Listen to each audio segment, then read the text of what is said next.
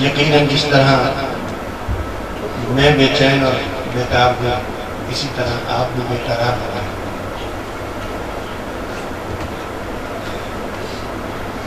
ہم جس ہستی کا عرس منا رہے ہیں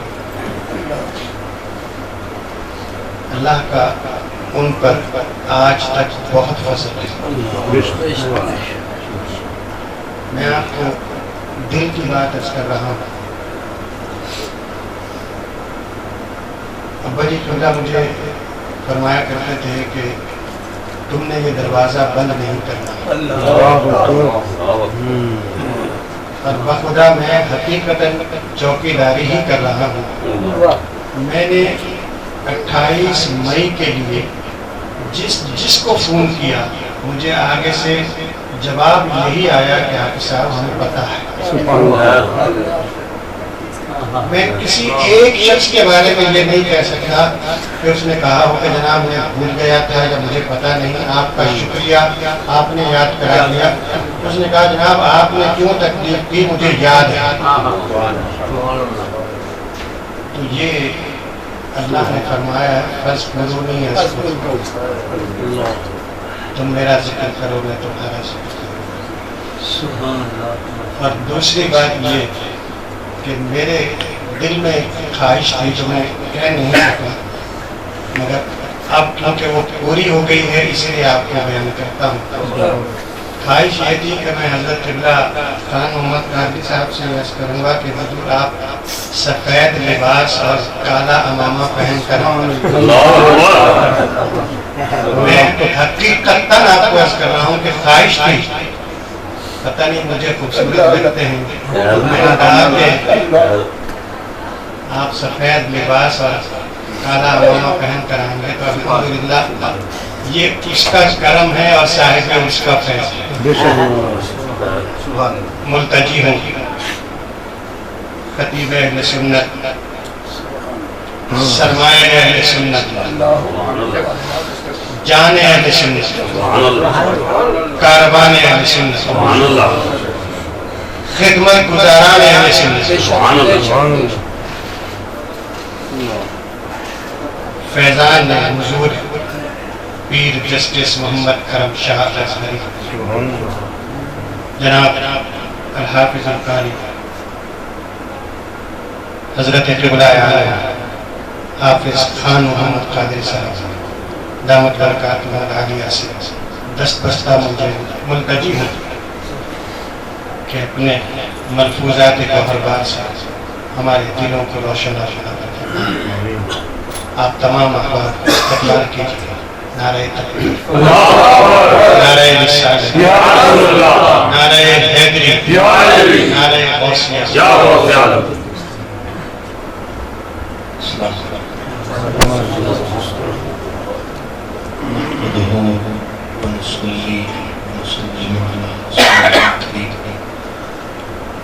أما بعد فأعوذ بالله من الشيطان الرجيم، بسم الله الرحمن الرحيم، يا أيها الذين آمنوا إذا ناجيتم الرسول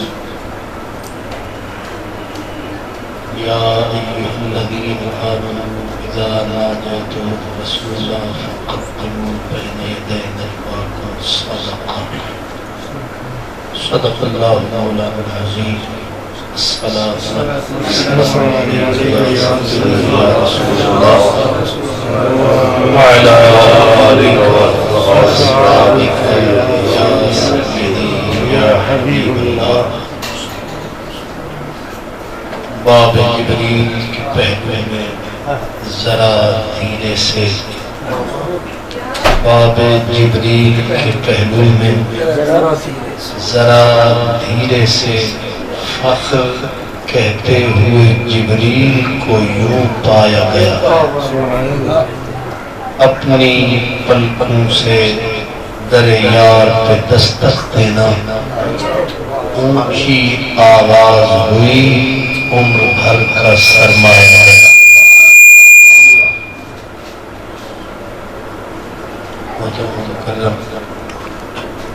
مخدوم و محتشم عزت آپ پیر طریقت ہادی شریعت جناب حضرت قبلہ صاحبزادہ قاری محمد عثمان مجددی دامت برکاتہ العالیہ،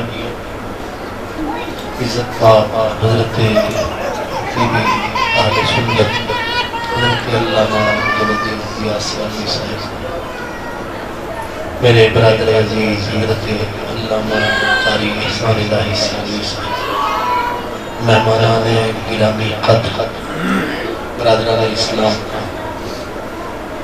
حضرت سیدنا جنید بغدادی رضی اللہ عنہ، آپ فرماتے ہیں کہ بے ادبی کا ایک جملہ اگر منہ سے نکل جائے تو 1000 سال کی عبادت بھی اس کا ازالہ نہیں کر سکتا۔ میں اس قول کو پھر دہرا رہا، بے ادبی کا ایک جملہ بھی زبان سے نکل جائے تو 1000 سال کی عبادت بھی اس ایک جملے کا ازالہ نہیں کر سکتی۔ بے ادبی کرنے والا بے ادبی کر جاتا ہے، اپنے تائیں میں سمجھتا ہے میں حج کر رہا، میں زکوٰۃ دے رہا، میں اللہ کا نام لے رہا، میں دین کی بڑی خدمت کر رہا، لیکن اس کی یہ ساری عبادتیں ریاضتیں اسی ایک بے ادبی کی وجہ سے ہباء منصورا تباہ اور برباد کرتے رہتے ہیں۔ نیکیوں کا باغ وہ لگاتا جاتا ہے لیکن اسے آگ لگا دی جاتی ہے کہ اب تیری کوئی بھلائی اچھائی نیکی وصول بھی نہیں، قبول بھی نہیں۔ اسی لیے قرآن مجید کی روشنی میں میں عرض کر رہا ہوں کہ ہر گناہ کی اسلام میں سزا ہے اور ہر گناہ کے لیے معافی، مغفرت، توبہ، بخشش کا دروازہ کھلا ہے۔ بڑے سے بڑا گناہ، بڑے سے بڑا جرم اس کے تعین کرنے کی ضرورت نہیں ہے۔ کفر، شرک تک اگر ان سے بندہ توبہ کر لے، معافی مانگ لے تو بخشش کا در کھلا ہے۔ لیکن بے ادبی ایک ایسا جرم ہے کہ علم کلام کی کتابوں میں لکھا ہے کہ اگر کسی نے بالخصوص رسول اللہ کی بے ادبی کر لی تو اس کی توبہ بھی قابل قبول نہیں، یعنی رحمت اور مغفرت کا دروازہ سدا کے لیے بند ہو۔ اسے آپ محسوس کر سکتے ہیں کہ حضرت جنید بغدادی نے کس سوچ کے ساتھ یہ لفظ کہا۔ اسی لیے اللہ کے پیارے بندے ادب اور احترام پر جان دیتے رہے۔ قرآن مجید کو اگر ہم پڑھیں، یقیناً ہم پڑھتے ہیں، سنتے ہیں، اس میں ہمیں یہی تعلیمات سنائی اور دکھائی دیتی ہے۔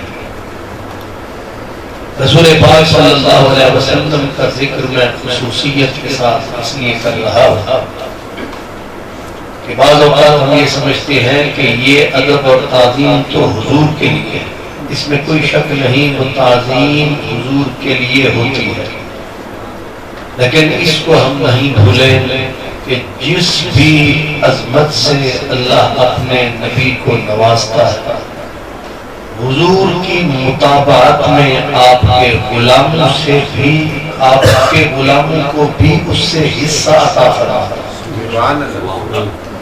اور یہ تفاسیر میں اس بات کی کھول کر تفسیر اور تشریح کی گئی ہے۔ مثلا میں آپ کو ایک عام مثال دیتا ہوں، جب ہم پڑھتے ہیں کہ صلی اللہ تعالی علی رسولہ الکریم. اب صلاۃ یا سلام یہ دو لفظ جب اکٹھے آ جائیں تو یہ کسی امتی کے لیے جائز. والصلاۃ والسلام علی رسولہ الکریم. صلاۃ و سلام یہ دونوں لفظ رسول اللہ کے لیے خاص ہیں. یہ دونوں لفظ رسول اللہ کے لیے خاص ہیں. لیکن جب ہم حضور علیہ السلام پر پڑھ لیتے ہیں تو پھر ہم آگے کہتے ہیں وَعَلَىٰ آلِهِ وَأَصْحَابِهِ وَأَوْلِيَاءِ أُمَّتِهِ وَأُمَّتِهِ. صلاۃ و سلام ڈائریکٹ آپ صحابی پر بھی نہیں بھیجتے، لیکن جب حضور کا نام آ گیا تو حضور کی بغل میں اور ضمن میں جب یہ آ گئے تو پھر جو بارش حضور پر برس رہی ہے اس کے چھینٹے سب پہ پڑ. یہ میں شرعی مسئلہ آپ کی خدمت میں عرض کر رہا ہوں. ڈائریکٹ الصلاۃ والسلام آپ کسی امتی کے لیے، صدیق اکبر کے لیے بھی نہیں کہہ سکتے. صدیق اکبر علیہ الصلاۃ والسلام نہیں کہہ سکتے، لیکن یہ بالکل یہی لفظ ہے والصلاۃ والسلام علی رسولہ الکریم. جب حضور پر پڑھ دیا تو پھر جتنے حضور کے دامن رحمت میں آتے چلے گئے یہی قطرے رحمت کے سب پہ برساتے چلے گئے، سارے وہی فیض پاتے چلے گئے. اولیاء امتہ و امتہ و اہل سنتہ و ذریاتہ، پھر جتنے آتے ہیں میں اس چادر میں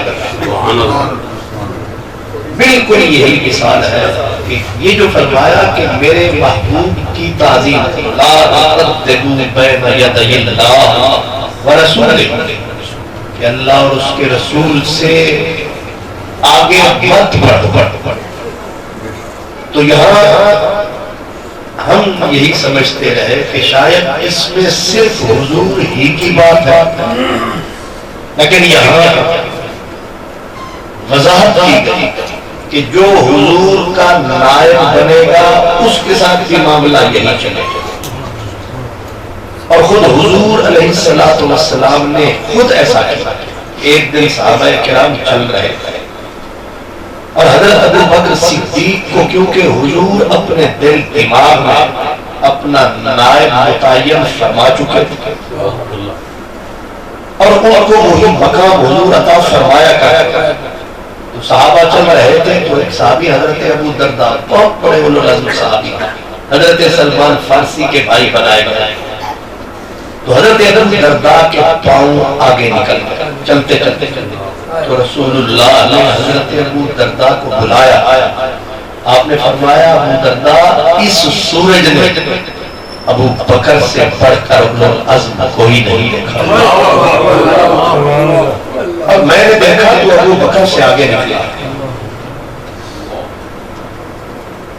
حالانکہ حضور علیہ السلام اپنے لیے کبھی تقاضا نہیں فرماتے تھے کہ میرے آگے آگے نہ. وہ تو قدرت کا سبق تھا، کسی کو ہمت ہوتی نہیں تھی، کوئی بھول کے بھی آگے نہیں نکلتا. لیکن حضور علیہ السلام نے حضرت ابو بکر صدیق کے لیے دوسرے اولو العزم صحابی یہ فرما کر واضح کر دیا کہ یہ احترام جو میری ذات کے لیے ہے لا تقدموا، بالکل یہی میرے غلام کے. اور یہاں بتایا گیا کہ جو شخص بھی اب قیامت تک بیٹا باپ کے لیے یہی ذہن میں رکھے، شاگرد استاذ کے لیے یہی ذہن میں رکھے، چھوٹا ہر بڑے کے لیے یہی ذہن میں رکھے، ہر مرید اپنے مرشد کے لیے یہی ذہن میں رکھے. یہی اس پوری آیت کا مفہوم ہے، یہی اس کا اصول ہے.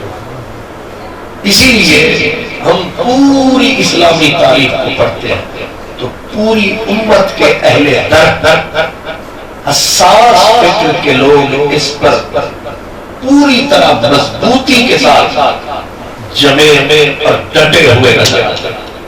ایک بھی مثال ایسی ہے پھر وہ اس کے لیے دلیلیں نہیں ڈھونڈتے۔ حضرت علامہ اقبال رحمۃ اللہ علیہ کے بقول کہ عقل کو تنقید سے فرصت نہیں، عشق پہ اعمال کی بنیاد ہے۔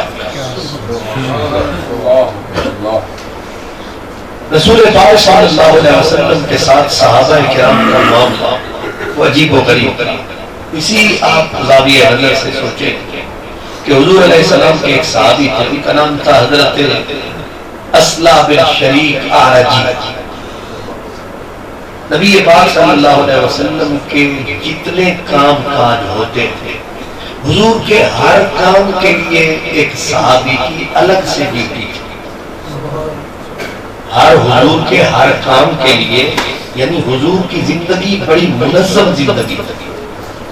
ہر کام کے لیے حضور علیہ السلام کا جو بھی کام ہوتا تھا اس کے لیے ایک الگ صحابی، مطلب حضور کی جوتے مبارک کو، حضور کی اپنا عصا مبارک کو، حضور کا سرہ، ان کو اٹھانے کی ڈیوٹی حضرت عبداللہ ابن مسعود کی، حضور کے مالی معاملات کو نپٹانے کی پوری ڈیوٹی حضرت بلال کی۔ اسی طرح حضرت اسلح بن شریک اعرجی، ان کی ڈیوٹی یہ تھی کہ حضور نے جب بھی سفر پہ جانا، حضور کی سواری کو تیار کرنا ان کی ذمہ۔ نبی کریم صلی اللہ علیہ وسلم نے صدا دی، اسلح میری اونٹنی کو سوار تیار کیا۔ ایک ہی مرتبہ کے بعد کافی تھا۔ اب انہوں نے جب سنی آواز تو انہوں نے ایک اور دوست کو کہا کہ بھائی آج یہ کام آپ کا۔ اس صحابی نے اپنے لیے سعادت سمجھا کہ میں اپنے آقا کریم کے لیے سواری تیار کیا۔ کاٹھی کو، پلانے کو، یا ان پر جو اونٹ پہ رکھا جاتا ہے اسے جی کجاوا، تو اس کو فرمایا آ کے اس نے کسا۔ لیکن کہتے ہیں جس کا کام اسی کو سارا، اتنا ہی کوئی سپرائزسٹ کیوں نہ ہو، جس کا کام ہے کام وہی کرے۔ اب اس نے سواری تیار کر دی تو عرض کی گئی حضور سواری تیار۔ جب سرکار آئے اور آپ آ کر اوپر بیٹھے، بیٹھتے ہی آپ نے فرمایا اسلح مزہ نہیں آیا، جس نہیں آیا، جس نہیں آیا۔ اس نے دور سے کہا سرکار معافی چاہتا ہوں، میں نے کسا بھی نہیں۔ تو سرکار نے جان بوجھ کر پوچھا کہ کیا وجہ ہوئی؟ کام تو آپ کا تھا، آپ نے کسی دوسرے کے ذمہ لگا دیا۔ اب انہوں نے جو لفظ کہے میں وہی لفظ میں دوہرا دیتا ہوں۔ انہوں نے کہا کرے حضور مجھے بالکل یہ پسند نہیں آیا، میرے دل نے نہیں کیا، کیا کرے تو انترحل ناقہ، حضور میں آپ کی اونٹنی پر کجاوا کیسے رکھے رہا؟ مجبوری تھی مجھے، میں کیا کہا جنوبن، میں پاک نہ تھا تو آپ کی اونٹنی کے کجاوے کو ہاتھ کیسے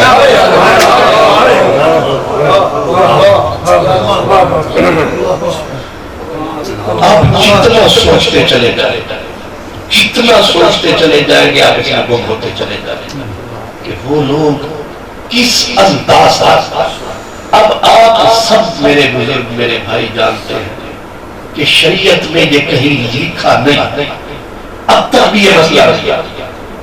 اس حالت میں عورت روٹی پکاتی ہے، بچوں کو کھلاتی ہے، گھر والوں کی خدمت کرتی ہے، انسان ناپاک ہوتا ہے، صرف اس کو یہ آرڈر ہے کہ تم قرآن مجید کھول کر مت پڑھ، مسجد میں مت جاؤ، نماز مت پڑھو، لیکن یہ کہیں نہیں لکھا ہے کہ آپ کسی کی سواری کو ہاتھ نہ لگائیں۔ یہ کہیں نہیں لکھا، سواری تو سواری رہی، سواری کے اوپر جو لکڑی ہے کاٹھی ہے اس کو ہاتھ نہ لگائیں۔ اس نے کہا کرے تو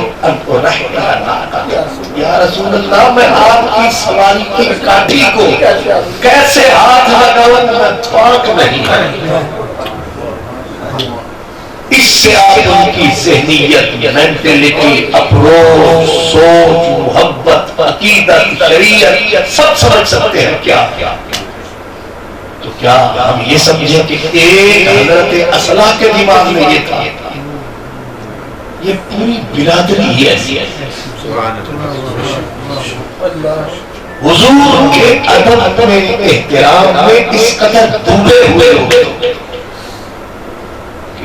اب تو ہمیں گھن آتی ہے یہ جو پڑھے لکھے حضرات کہلاتے ہیں اور لوگوں کو بے ادب بنا رہے ہیں، شعوری طور پر لوگوں کو بے باک کیے جا رہے ہیں، معاشرہ ویسے زوال کی طرف جا رہا ہے، اقدار ویسے پٹ رہی ہے، اور یہ ایسے مذہبی ڈاکو ہے اور اتنے بڑے دلیر ڈاکو ہے کہ لوگوں سے ان کے ایمان کے اوپر ڈاکے ڈال رہے ہیں۔ اس سے بڑا ڈاکہ کوئی نہیں کہ آپ کسی کو بے باک کر دو، کسی کو بے باک کر دو۔ بے باکی ہی تو سب سے بڑی سب سے بڑا جو بھی تو نہیں۔ لیکن اس صحابی نے یہ کہہ کر اب جب رسول پاک کو کہا تو اگر یہ غلط سوچ تھی، بیمار سوچ تھی، تو حضور کا فرض تھا کہ میاں حد میں ہے، چلو مجھ سے ہاتھ ملانے تک تو تو سوچتا تو میں برداشت کرتا، تو یہ نئی بدعت، نئی چیز کیوں دین میں پیدا کر رہا؟ رسول اللہ کا چپ رہنا اس بات کی دلیل ہے کہ ایسے اہل محبت کے لیے شریعت یہی ہے، طریقہ یہی ہے۔ دوسری حدیث میں آپ کی خدمت میں عرض کرتا ہوں، حضور علیہ السلام مدینہ المنورہ کی گلی سے آ رہے ہیں۔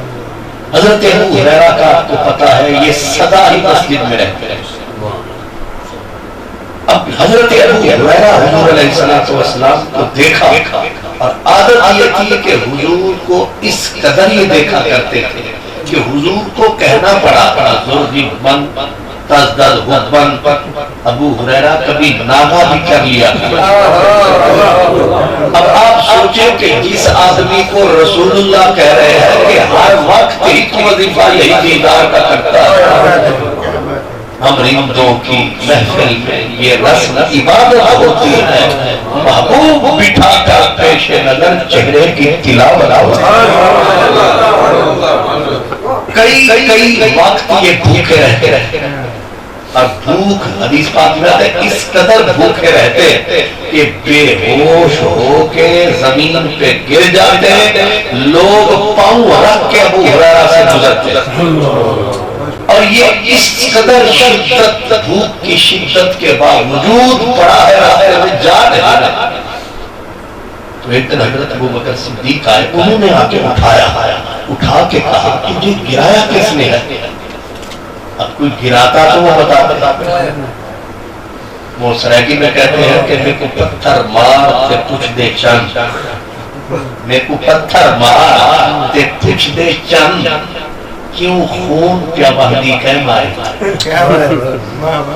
یعنی پہلے مجھے وہ خود پتھر مارتا ہے میرا چاند، پھر جب خون نکلتا ہے تو پوچھتا ہے کینے مارے؟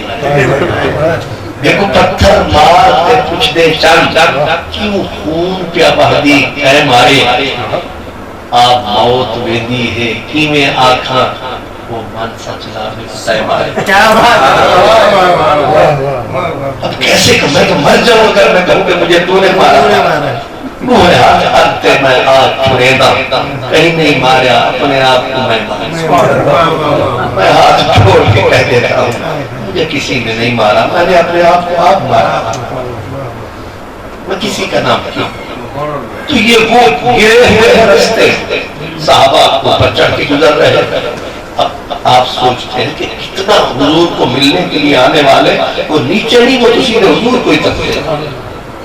اب حضرت ابوبکر صدیق نے کھڑا کیا، تجھے ہوا کیا ہے؟ اس نے کہا ابو بکر کوئی اور ہوتا تو یہ بھی نہ بتاتا.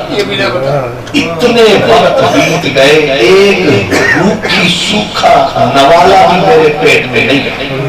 میں بھوک کی شدت سے بے ہوش ہو کے گرا. انہوں نے فرمایا یہ دروازہ حضرت سلمہ کا ہے, ادھر تک جا سکتا تھا, مانگے پر نہیں جاتا. یہ حضرت فاطمہ کا دروازہ ساتھ ہی ساتھ تھا, تو ادھر جاتا تو. انہوں نے کہا وہ تو میں جان کر نہیں گیا, تو تجھے مجبوری کیا تھی؟ اس نے کہا ڈر یہ تھا کہ کہیں محبوب کی کوئی بات رہ نہ جائے.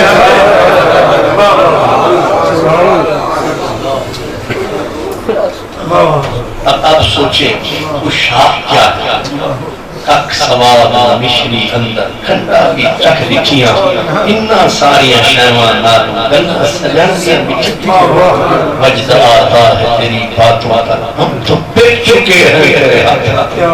نعرہ تکبیر, نعرہ رسالت, نعرہ تحقیق, نعرہ حیدری, نعرہ غوثیہ, علماء اہل سنت. تو حضرت ابو ہریرہ اس قدر حضور اس کے عاشق, لیکن آج جب جیسے میں نے عرض کیا کہ حضور علیہ السلام انہیں کہا کرتے کہ میاں وقفہ بھی کر لیا. حضور تو دیکھتے تھے کہ یہ کتنی دیر سے بیٹھا ہے, یہ خیر سے 3 دن پکے دے. ہم اعتکاف گزار کا بیٹھتے ہیں, یہ حضور کے دیدار کا اعتکاف بیٹھتے ہیں. اتنی حضور سے محبت. اب حضور علیہ السلام کو کہنا پڑا کہ کبھی وقفہ کر لیا کر. آگے سے انہوں نے کہا جی کیوں؟ عمل نہیں, محبت مجبور ہوتی ہے. کیوں؟ آپ نے فرمایا تیرے گھاٹے کا نہیں, تیرے فائدے کی بات کر رہا. کہنے لگا فائدہ تو دیکھنے میں ہے, نہ دیکھنے میں کون سا فائدہ ہے؟ تو حضور نے فرمایا کہ تو جب مجھے کچھ دیر نہیں دیکھے گا محبت کی آگ اور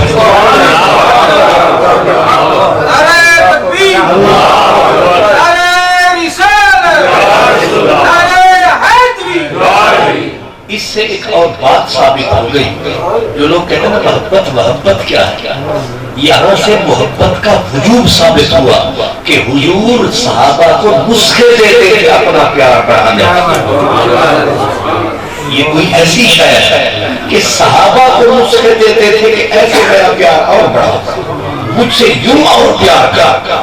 جو فرماتے تھے علموا اولادکم محبت رسول اللہ, اپنے بچوں کو اپنے نبی کا پیار سکھایا. اللہ وہ ابو ہریرہ جو اتنا بڑا عاشق ہے, حضور علیہ السلام کو دیکھا اور گلی میں سے کنی کترا کے نکلے. اب سرکار نے دیکھ لیا کہ آج ابو ہریرہ ایسا تھا نہیں, آج ہمیں دیکھ کے یہ گلی ہی بدل دیا ہے. اللہ اکبر. اب جب مسجد میں سرکار جا بیٹھا, کچھ دیر ہوئی, حضرت ابو ہریرہ آئے تو سیدھے اپنی سیٹ پہ, پھر وہی دیکھا. اللہ بس یہی کاروبار کرتے ہیں, آپ کا کرتے ہیں. اللہ تو حضور علیہ السلام نے بلایا ابو ہریرہ, آج آپ گلی میں ہمارے سامنے آئے, پھر نظر نہیں آئے. ہوا کیا؟ شرما گئے. کہنے لگے حضور قریب آتا ہاتھ بھی لانا پڑتا تھا اور میں اس قابل نہ تھا کہ آپ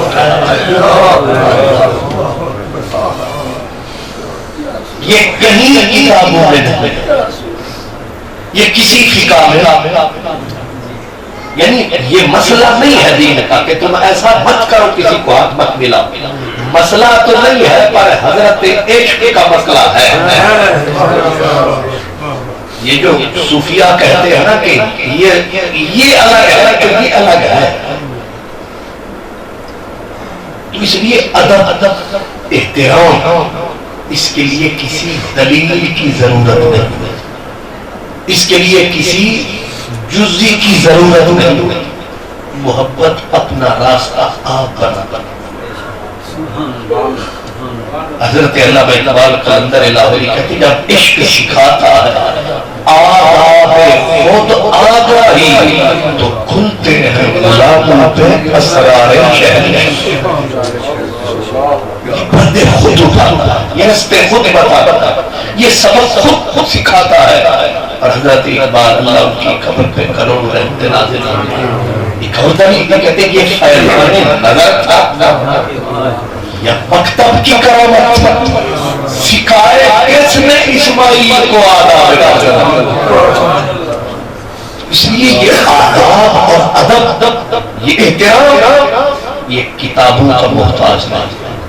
اس کو کتابوں سے ہٹ کے دیکھنے کی ضرورت ہے. اور پھر حضور علیہ السلام کی ذات تو بہت بڑی ذات. صحابہ کرام حضور کا نام نہیں رکھتے تھے اپنے بچوں کا نام، اور اگر کوئی رکھ لیتا تھا تو سارے پکڑ لیتا تھے. رکھا تیری جرت کیسے، تیری ہمت کیسے؟ اور پھر وہ کہتے تھے جا کے پہلے سرکار سے اجازت لے کہ کیا میں آپ کے نام پہ اپنے بچے کا نام رکھ سکتا ہوں. اجازت لینی پڑتی ہے.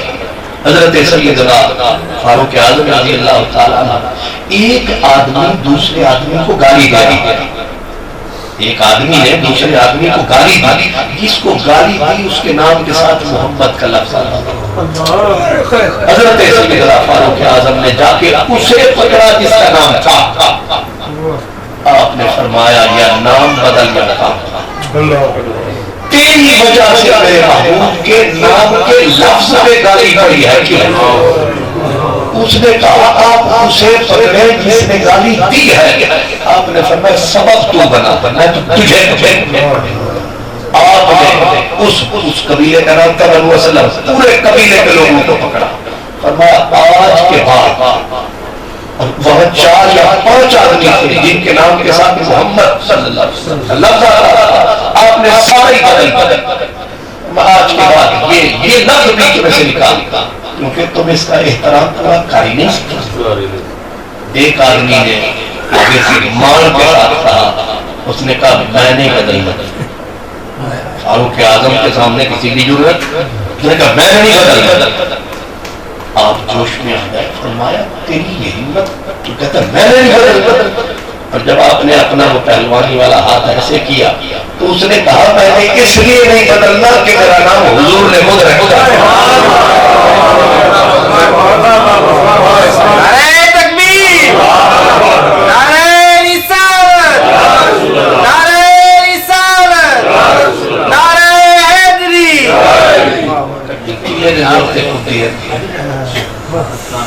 یہ احترام کی دنیا. صحابہ حضور علیہ السلام جا رہے ہیں، صحابہ کرام تیر اندازی کا مقابلہ کر رہے ہیں، تیر پھینکنے کا مقابلہ کر رہے ہیں. تو ایک قبیلہ جو تھا وہ ذرا بیچارہ ماٹھا تھا. حضور نے دیکھا کہ یہ کمزور ہو رہے ہیں تو حضور ان کی طرف چلے گئے. فرمایا چلو میں تمہارے ساتھ، اب بھی تم تیر پھینکو.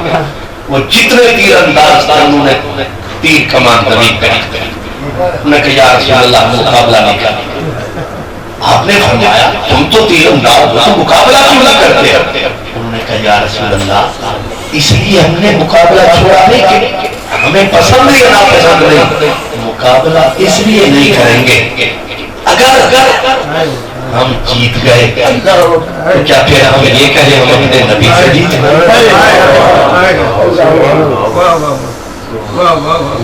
اس لیے احترام کی دنیا جو ہے یہ دلائل کی محتاج ہے. اس میں صرف دل کا ستھرا ہونا ضروری ہے. جتنا جتنا دل پاک صاف حساس ہوتا جاتا ہے اتنی وہ جھکتا بھی چلا جاتا ہے، غرور و تکبر ختم ہوتا چلا جاتا ہے. بندے کے اندر خود ہی ایک نیاز پیار سب کچھ پیدا ہوتا چلا. حضرت امام اسلامی کی عادت تھی کہ آپ ہر بندے کے لیے کھڑے ہوتے.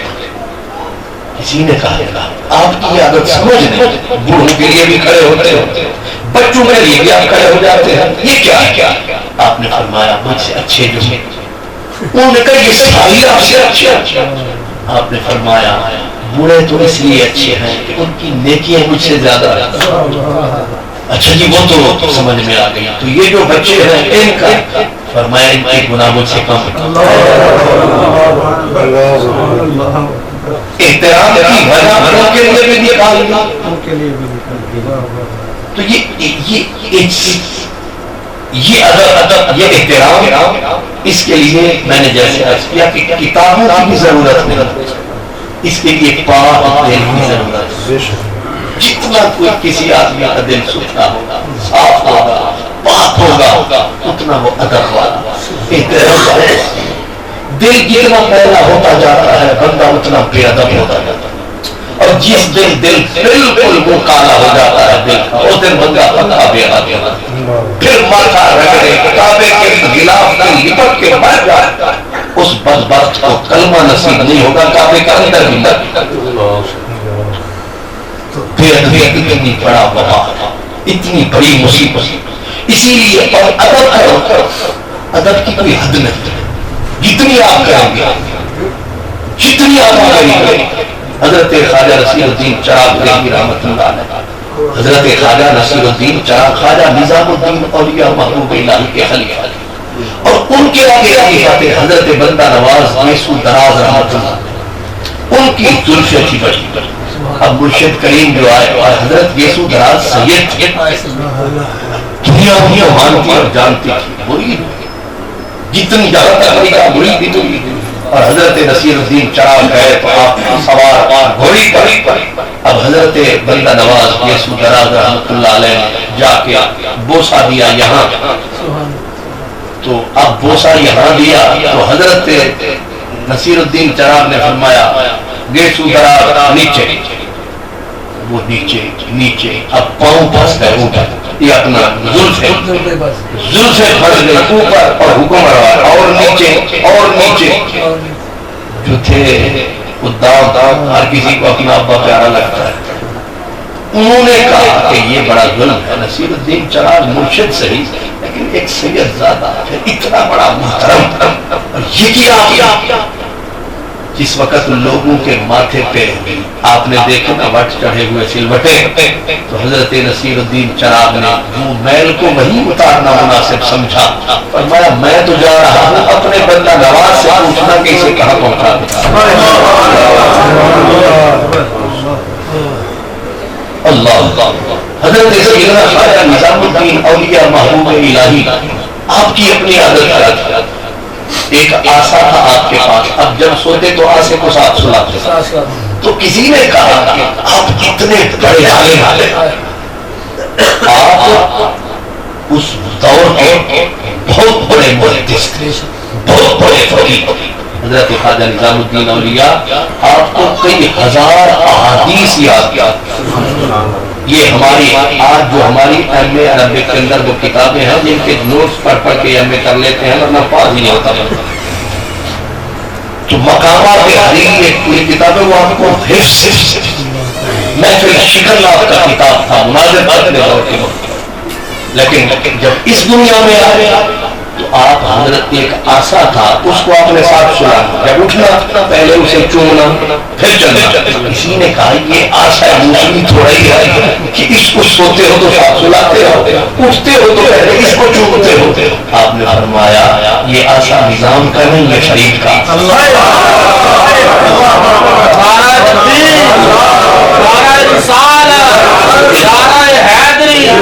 اللہ محمد چار یار حاجی خواجہ قطب فرید، جنہوں نے ادب کیا آپ نے ان کا بھی مقام دیکھا ہے، جنہوں نے نہیں کیا مجھے اللہ تعالیٰ معاف کر۔ ایک جگہ پہ میں گیا، مجھے کسی نے کہا کہ فلاں بہت بڑا علامہ زمان تھا، ہزاروں لوگ اس کے مجمع میں ہوتے تھے، تو یہ تماشا دیکھا، میں نے کہا دکھا ہے۔ میں گیا تو کتا آیا اور اس نے آ کر بہت ساری قبریں، اور وہ قبر اس کے بیچ میں تھی، کتا آیا ساری قبروں سے گزرا اور جا کر اس قبر کے اوپر سجدہ کے پیشاب، اور کہنے والے نے کہا کہ یہ روز ہم تماشا دیکھتے ہیں، باقی قبروں پہ نہیں آتا، اسی پہ آتا۔ جن لوگوں نے بے ادبی کی، پہلی سزا یہ کہ کلمہ نصیب نہ ہوا، دوسری سزا یہ کہ مرتے وقت صورت مس ہوئی، تیسری سزا یہ کہ مرنے کے بعد نہ دعا ہوئی نہ صدا۔ اور خواجہ نظام الدین اللہ احترام کیا حضرت خواجہ نظام الدین اولیاء کے بارے میں حضرت میر عبد الواحد بن گرامی बहुत बड़े तसव्वुफ के उलमा मायमान बुजुर्गों ने गुजरे, उन्होंने लिखा है, वो फरमाते हैं कि एक दिन हजरत ख्वाजा निजाम, और आप सब बुजुर्ग जानते हैं कि हजरत ख्वाजा निजाम वो साहिब हैबत और जलालत बुजुर्ग गुजरे हैं कि अलाउद्दीन खलजी जैसे सलातीन कांपा करते हैं, इतनी जलालत किया, और आपकी इजाजत के बगैर हिम्मत भी कभी नहीं हुई कि कोई आपके आसपास जाए। 7 बादशाह दिल्ली के गुजरे हैं आपके दौर में, और आपकी बेनियादी का ये आलम था, दिल्ली में रहकर आपने हमें किसी बादशाह तो मेरे दर पे आने की जरूरत नहीं, दुआ दे रहा है, और अगर कोई मेरे आस्थान पे बादशाह आएगा, मैंने 2 दरवाजे रखे हैं, दूसरे दरवाजे से मैं पाक पतन चला जाऊंगा। ये शेर उन पे फेंका रहा है कि वो तख्ते सिकंदरी पर बिस्तर लगा हुआ है जिनका तेरे भी भीख चगेगी हमें होवे दर पर ना कर ख्वाब बीत गया हुस्न सावन यार मुझा बीत हज़रत ख्वाजा निजामुद्दीन औलिया, और आप इतनी दर्द में डूबे रहते थे कि आपकी पल के सदा भीगी रहती, आपके आंसू खुश्क नहीं होते, आप बैठे थे और अचानक आप खड़े, जब आप उठे तो सारा मजमा उठ खड़ा हुआ, थोड़ी देर फिर बैठ गए तो अमीर खिसरो जैसे उलमा, सरवादी जैसे उलमा बैठे होते थे, हजरत काशानी जैसे उलमा, बड़े बड़े वजीहुद्दीन पाजली जैसे उलमा। उन्होंने कहा सरकार सबब नहीं समझे कि आप उठे खड़े फिर कुछ देर खड़े होने के बाद बैठ गए, हमने कोई सबब नहीं देखा। आपने फरमाया तुमने गौर नहीं किया, वो सामने कुत्ता गुजरा था, अब उन पे तो कभी ताली होगी, कुत्ते के लिए आप खड़े हुए। आपने फरमाया उस कुत्ते की शक्ल पाक पतन मेरे बाबा के दरवाजे पे कुत्ता है, उस कुत्ते से मिलती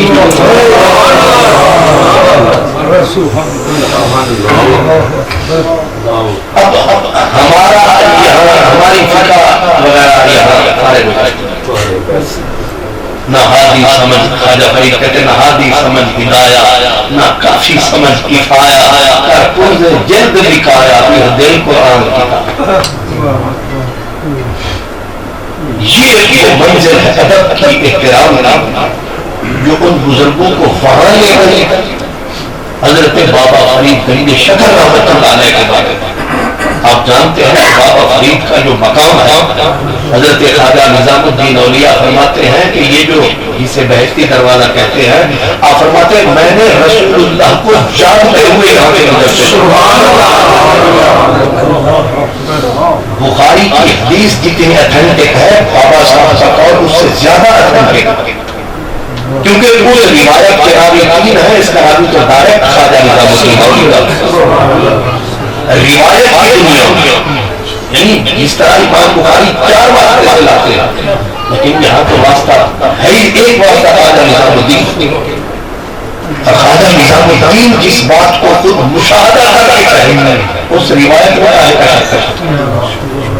और मैंने बेदारी में रसूलुल्लाह को यहाँ से गुजरते देखे, इसीलिए उसको बहश्ती दरवाजा। तो हजरत ख्वाजा निजाम बाबा फरीद गंज शकर का अपना आलम ये था कि आप जब लाहौर आते तो ये टिब्बा है बाबा फरीद से कहते टिब्बा, इस टिब्बे तक जूता उतारना, फिर घुटने रखने,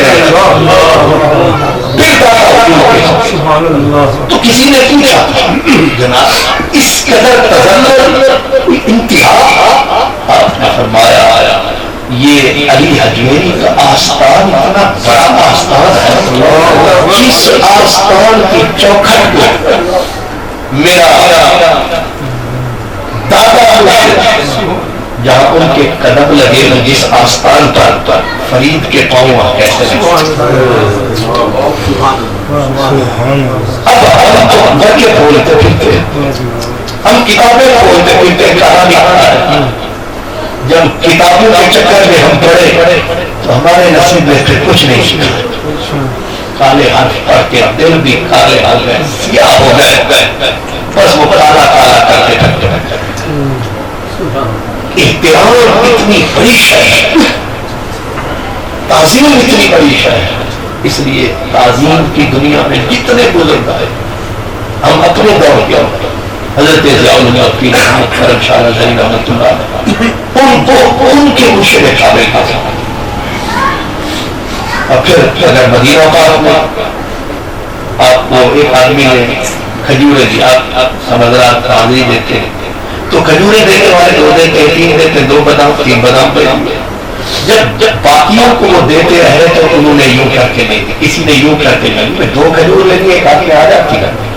تو حضرت پیر محمد کرم شاہ رحمۃ اللہ علیہ کو جس وقت وہ بچے میں دکھنی تو انہوں نے جھولی پھیلا، اب ساتھ ساتھی تو ہوتے ہیں، انہوں نے کہا جناب سمجھ نہیں ہے، ہم نے ہاتھ میں لے لی اور ہاتھ میں آ گئی 2 ہی تو کھجوریں تھیں، اتنی بڑی جھولی پھیلا دی کہ 3 سے آپ کو 2 ہی۔ جھولی پھیلانے کا مقصد تو یہ ہوتا ہے کہ 2 کی وجہ میں 4 لیکن وہ تو 2 ہی دے دیا۔ آپ نے فرمایا دیکھا نہیں کہ بھیک کتنے بڑے تک، نعرہ تکبیر، نعرہ رسالت، نعرہ حیدری، نعرہ غوثیہ۔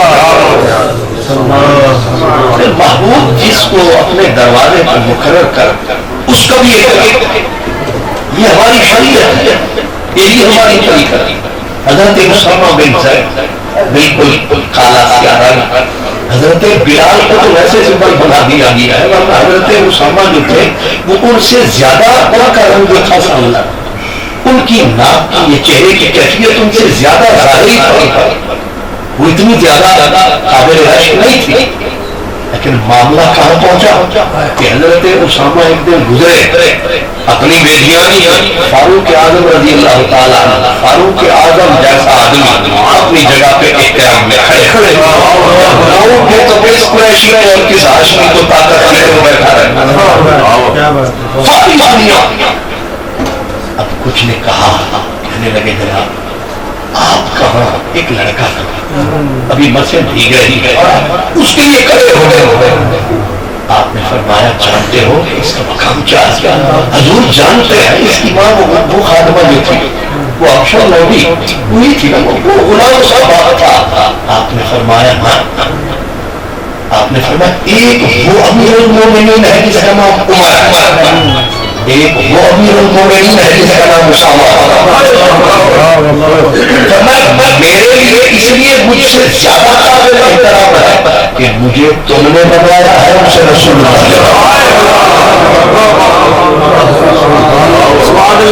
تو یہ نہیں دیکھا جاتا کہ یہ کون ہے، یہ دیکھا جاتا ہے کہ اس کو بٹھا کے کون کس کی جگہ پہ۔ ہم کسی اور کو ترازو میں توڑ رہے ہیں، معاملہ ترازو کا نہیں ہے، ہم اس کو مصری شاہ کے لوہے کے ترازو میں توڑ رہے ہیں، حالانکہ اس نے تلنا تو جوہری کے ترازو کا۔ اس سے بات صرف یہی نہیں ہے جب حضرت فاروق اعظم رضی اللہ تعالیٰ عنہ یہ تو بات صرف عمل کی، لیکن بات آگے تھی کہ جس وقت مال غنیمت کثرت سے آنے لگا حضرت فاروق اعظم نے باقاعدہ رجسٹر میں نام درج کیے کہ کس کو کتنا ملے گا، حصوں کا تعین کیا۔ تو حضرت اسامہ کا حصہ تو بیٹا اپنا بول پڑا، اس نے کہا چلو حسن حسین کو تو میں سمجھ لوں، لیکن یہ نہ حسن ہے نہ حسین ہے، اس کو اپنے کس کیٹیگری میں رکھ کے مجھ سے دوسرا کر دیا۔ صحابی میں، اعظم میں، خلیفہ کا بیٹا میں، حدیث کا سب سے بڑا عالم میں، عمر میں بڑا میں، اس کو اپنی بڑا باقی کیسے بڑھا دیا۔ حضرت سیدنا عمر فاروق نے فرمایا بیٹا جتنے تم نے دلیلیں گنوائی ہیں ان میں سے میرے ذہن میں ایک بھی نہیں آئی، تو آپ نے کس دلیل کی وجہ سے بڑھا دیا؟ آپ نے فرمایا آسر تو حب رسول اللہ، دلیل یہ ہے کہ حضور کو اس سے پیار کس سے زیادہ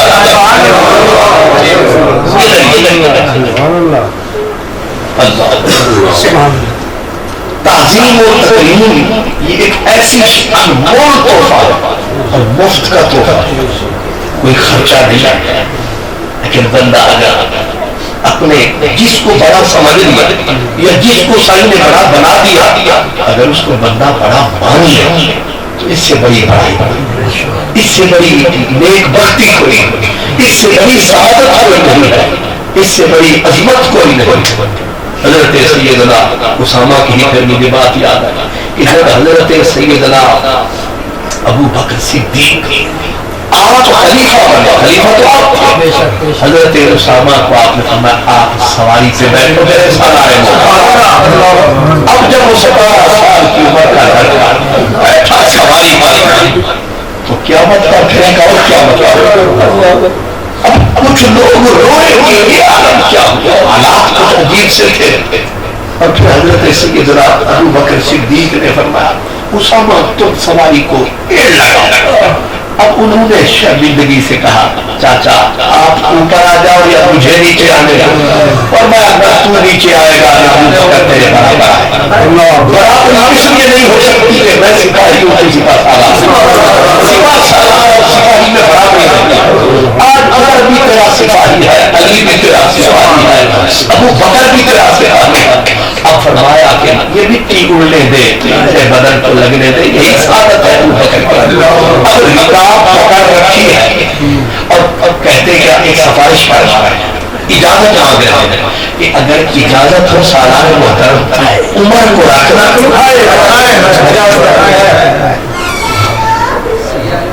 اسی سے آپ سمجھ سکتے ہیں کہ ادب کہاں پہنچاتا ہے اور ادب کہاں کہاں کرنا ہے, کیسے کرتا ہے اور اس کے پیمانے کیا ہے. سچی بات یہ ہے کہ ادب کے پیمانے بہت بڑے, اتنے بڑے کہ حضرت امام بصیری نے کہا تھا کہ پیارے رسول سے پیار کرنے والوں میرے رسول کو خدا نہ کہو, خدا کا بیٹا نہ کہو, باقی جو کچھ تمہیں آتا ہے اس لیے کہ باقی حدود قیود نہیں. اگر اولیاء کرام کی مثالیں لیں تو اس میں تو کوئی حد ہی نہیں. حضرت مجدد الکسانی جن کے نام سے حضرت قبلہ مجددی ہے, حضرت مجدد الکسانی رضی اللہ تعالیٰ عنہ آپ کے بارے میں آپ سونے لگے تو اٹھ کے بیٹھ گئے, اللہ اللہ کرتے اٹھ کے بیٹھ گئے.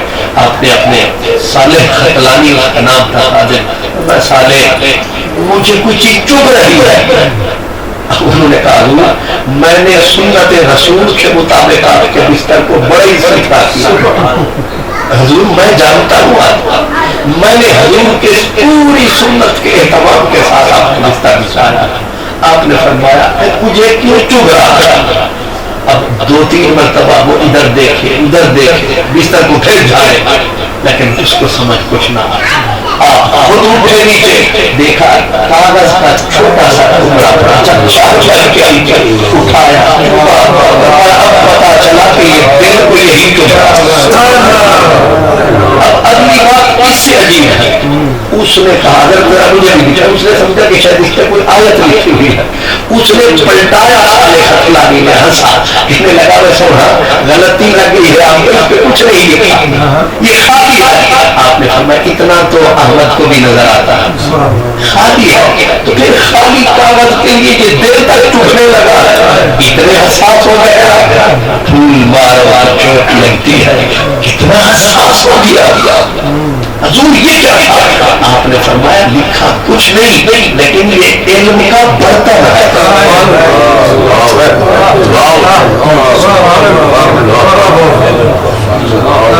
اب ہم تصور کریں کہ جو صرف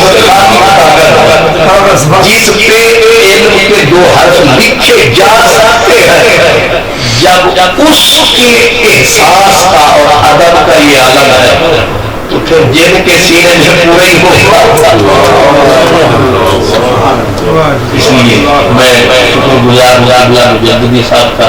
آج میرے مہمان آئے ہوئے تھے بلکہ بلائے ہوئے مہمان آئے ہوئے تھے گھر سے, میں ان کے ساتھ بزی بھی رہا. پھر جس وقت میں چلنے لگا حضرت نے جو کرامت بیان فرمائی اپنی ہے یا میری ہے تو وہ بھی بڑی عجیب ہے. میں نے کپڑے تیار کر کے رکھے ہوئے, میرے گھر والوں نے بغیر استری کے یہ لٹکا ہوا تو میں نے قریب یہ دیکھے. میں نے کہا وہ اتار تم یہ پہنچے. انہوں نے کہا کہ یہ آپ کے گھر کے لیے رکھے ہے, باہر کے لیے نہیں, باہر کے لیے وہ ہے. मैंने कभी मैं यही पढ़ी